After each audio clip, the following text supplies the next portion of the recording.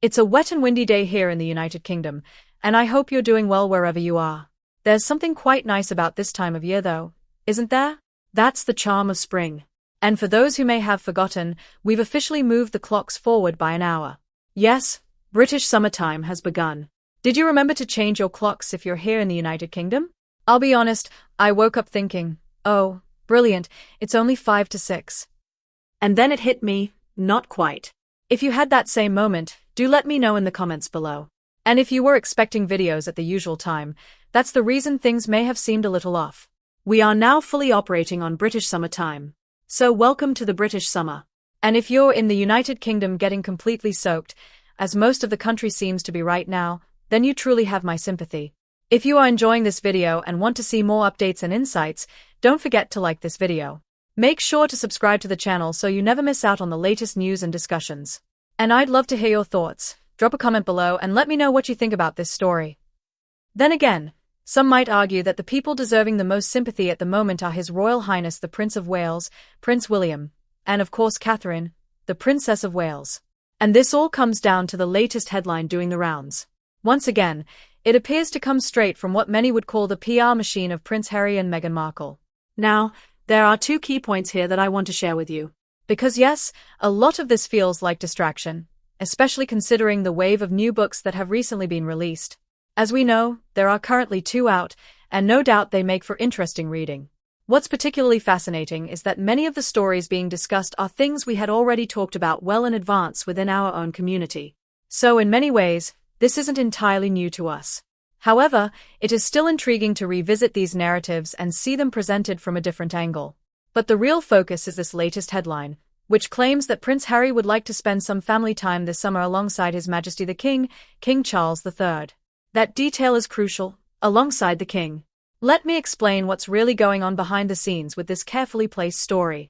As always, let's break it down properly. And once again, welcome back. It's quite a blustery day here in the heart of the United Kingdom, but I hope you're keeping well. Stories about family reunions are always interesting, aren't they? Because if we're being honest, family gatherings are rarely straightforward. Think about occasions like Christmas. Everyone comes together, expectations are high, you put in all the effort, and by Christmas Eve, people are already feeling a bit overwhelmed. Too much food, too much time together, and suddenly the reality sets in.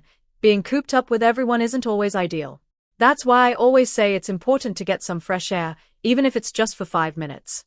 At least you can step away for a moment. But in this situation, there would be no easy escape, particularly when it comes to Prince Harry and Meghan Markle. Now, on a more serious note, this is where things start to get quite interesting. As you may have noticed, Prince William has been receiving very positive press coverage lately. And make no mistake, this is very much a PR battle. Regardless of what people may claim, there is a clear contrast. On one side, Prince William and Catherine appear to be doing very well. On the other side, the public image of Prince Harry and Meghan Markle has faced more challenges. The strategies being used are quite different. Some of Meghan's recent appearances, particularly overseas, have raised eyebrows. For example, events where access seems relatively easy or inexpensive can sometimes create the impression of reduced exclusivity. It leads people to question the overall direction of the brand and the choices being made. There are also ongoing personal developments that add another layer to the story. Family dynamics are shifting, relationships are evolving, and naturally, that brings attention back to the idea of reconciliation. And that's where this latest headline comes into play. Because at its core, the situation appears to be about access, specifically, access to the most important figure in the family right now, King Charles III. The reasoning behind this is actually quite straightforward. From a public and commercial perspective, the most valuable thing Harry and Meghan could have at this stage is a connection back to the monarchy, particularly through the King. More specifically, what would carry the most value are photographs, images of the King with their children. That kind of content holds significant appeal for media platforms, streaming services, and publishers. It's something that hasn't been achieved before.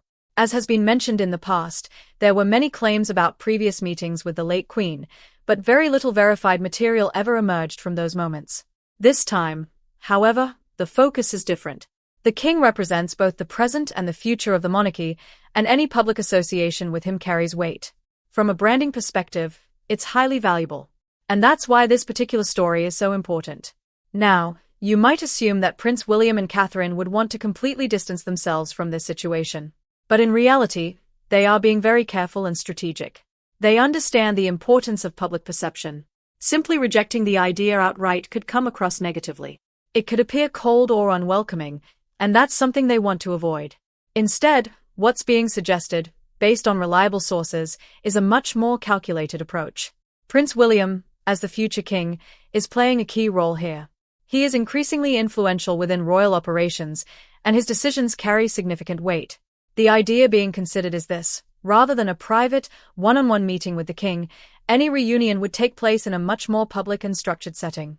For example, a large summer royal event where multiple members of the family are present. In that environment, there would be no private access, no exclusive moments. Everything would be visible, controlled, and managed. And you can imagine how intense that would feel. Walking into a room filled with family members, all watching, all present, all aware of the history. It would be a very different experience compared to a quiet, private meeting. The reason behind this approach is simple. It prevents the possibility of carefully staged images or selective storytelling.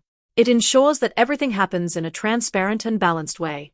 And most importantly, it removes the opportunity for any one party to control the narrative. What's not being highlighted in the original headline is that the request appears to be specifically for direct access to the king, ideally with the children present.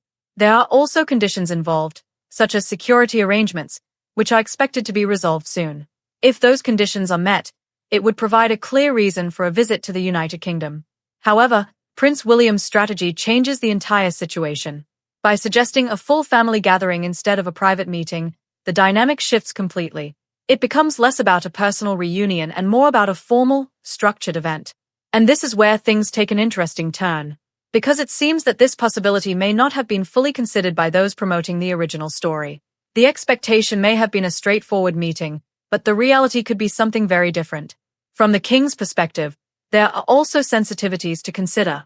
Given the past criticisms and public comments, particularly those involving Queen Camilla, it would be understandable for there to be hesitation around a private meeting. Sitting down in that context would not be simple, especially considering everything that has been said previously. So when you look at the bigger picture, this proposed approach actually serves multiple purposes. It maintains a sense of openness and willingness, while also ensuring that boundaries are firmly in place. It allows for the possibility of a reunion, but on terms that are carefully controlled. And perhaps most importantly, it highlights the level of understanding that Prince William has when it comes to royal protocol and long-term strategy. He recognizes the implications of every decision, and he appears to be thinking several steps ahead. In contrast, the release of this story suggests a more immediate goal: creating momentum, generating headlines, and possibly setting the stage for future opportunities. With events like the Invictus Games in July and other commitments on the horizon, timing plays a key role. But as always, the situation is more complex than it first appears. And as more details emerge, it will become clearer how this will unfold. Just remember, you heard this perspective here first. If you enjoyed this video and want to see more updates and insights, don't forget to like this video. Make sure to subscribe to the channel so you never miss out on the latest news and discussions. And I'd love to hear your thoughts. Drop a comment below and let me know what you think about this story.